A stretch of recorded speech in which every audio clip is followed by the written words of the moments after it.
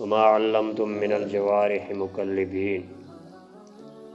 اور وہ جو سکھاتے ہو تم زخمی کرنے والے کتوں کو، تعلمونہن، تعلیم دیتے ہو تم انہیں، مما علمکم اللہ، اس میں سے جو تعلیم دی تم کو اللہ تعالی نے، فَكُلُوا مِمَّا أَمْسَكْنَا عَلَيْكُمْ، پس کھاؤ اس میں سے جو روک رکھا انہوں نے تمہارے اوپر،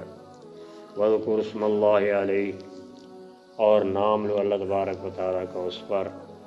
وَاتَّقُوا اللَّهَ، اور اللہ سے ڈرو، إِنَّ اللَّهَ سَرِيعُ الْحِسَابِ،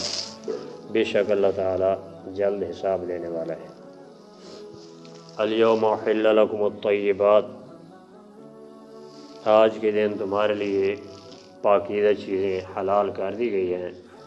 وَطَعَامُ الَّذِينَ أُوتُوا الْكِتَابَ حِلٌّ لَكُمْ، اور ذبیحہ ان لوگوں کی جو دیے گئے کتاب حلال ہے تمہارے لیے، وَطَعَامُكُمْ حِلٌّ لَهُمْ، اور تمہارا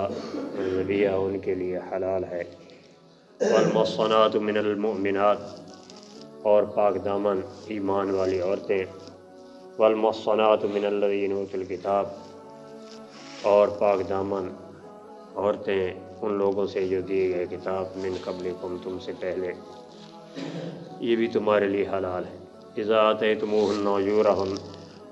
جب دے دو تم ان کو ان کے مہر، محصنین غیر مصافحین،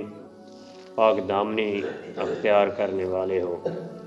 نہ کہ شہوت رانی کرنے والے، ولا متخذی اخدان، اور نہ چھپی دوستی پکڑنے والے، ومن یکفر بالایمان، اور جو آدمی بھی ایمان کا انکار کرے گا، فقد حبط عملہ، پس تحقیق ضائع ہو گیا اس کے عمل، وہو فی الآخرۃ من الخاسرین، اور وہ آخرت میں نقصان اٹھانے والوں میں سے ہوگا۔ پچھلی آیت مبارکہ میں ہم نے محرمات کے بارے میں پڑھا تھا، جو چیزیں اللہ تعالیٰ نے حرام کر دی۔ تقریباً پچھلی آیت میں 11 محرمات کا بیان ہوا۔ اب اگلی آیت کے اندر آپ صلی اللہ علیہ وسلم سے لوگوں نے پوچھا کہ اللہ تعالیٰ نے ہمارے لیے کیا چیز حلال کی ہے؟ اللہ رب العزت نے فرمایا کہ میرے پیغمبر ان سے کہہ دو کہ احل لکم الطیبات، تمہارے لیے پاکیزہ اور ستھری چیزیں حلال کر دی گئی ہیں، اور فرمایا کہ وہ جانور جن کو تمہارے سکھائے ہوئے سدھائے ہوئے کتے پکڑ کر لے آتے ہیں تمہاری اس تعلیم کے ذریعے جو تم نے انہیں دی، اور اللہ تعالیٰ نے وہ تعلیم تمہیں دی،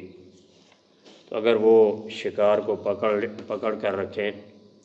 اور تم اس پر اللہ تعالیٰ کا نام لے کر اس کو ذبح کر دو تو یہ تمہارے لیے حلال ہے۔ فَكُلُوا مِمَّا أَمْسَكْنَا عَلَيْكُمْ، پس جو انہوں نے تمہارے اوپر بند کر کے رکھا ہے، یعنی اس جانور کو کھایا نہیں ہے، اس کو ذبح کر کے تمہارے لیے کھانا جائز ہے، حلال ہے۔ وَاتَّقُوا اللَّهَ، اور اللہ تعالیٰ سے ڈرو، ان اللہ سریع الحساب، بے شک اللہ تعالیٰ جلد حساب لینے والا ہے۔ اس کے بعد بطور تکرار اللہ رب العزت نے پھر وہی مضمون دہرایا کہ تمہارے لیے پاکیزہ چیزیں حلال ہیں، اور اہل کتاب کی جو ذبیحہ ہے وہ بھی تمہارے لیے حلال ہے، اور جو تمہاری ذبیحہ ہے وہ اہل کتاب کے لیے بھی حلال ہے۔ پھر فرمایا کہ جو ایماندار پاک دامن عورتیں ہیں وہ بھی تمہارے لیے حلال ہیں، اور محصنات من الذین اوتوا الکتاب، اور جو پاک دامن عورتیں ہیں اہل کتاب کی جو تم سے پہلے گزر چکے ہیں، جب تم انہیں مہر دے دو، حق مہر ادا کرنے کے بعد، وہ پاک دامن عورتیں جو اہل کتاب کے ہیں وہ بھی تمہارے لیے حلال ہیں۔ یہاں سے معلوم ہوتا ہے کہ اگر اہل کتاب کی ذبح حلال اور ان کی عورتوں سے نکاح جائز ہے تو شاید ان کا ایمان بھی ٹھیک ہوگا، تو فرمایا کہ نہیں، بلکہ کافر ہیں لیکن دوسرے کافروں سے یہ ممتاز ہیں، نکھرے ہوئے ہیں۔ فرمایا کہ جب انہیں مہر دے دو تو تمہارے لیے ان کی بیویاں، ان کی عورتیں تمہارے لیے حلال ہیں، موصلین غیر مصافحین، ان سے نکاح کرنے کے بعد اور انہیں مہر ادا کرنے کے بعد تمہارا مقصد پاک دامنی اختیار کرنا ہو، نہ کہ بے حیائی کرنا ہو اور نہ چھپی دوستی پکڑنا ہو۔ اہل کتاب کی عورتوں کے ساتھ چھپی دوستی نہیں کرنی، بلکہ شریعت کے مطابق ان سے اپنی خواہش پوری کرنا ہے۔ ومن یکفر بالایمان فقد حبط عملہ، فرمایا کہ جو ایماندار ہو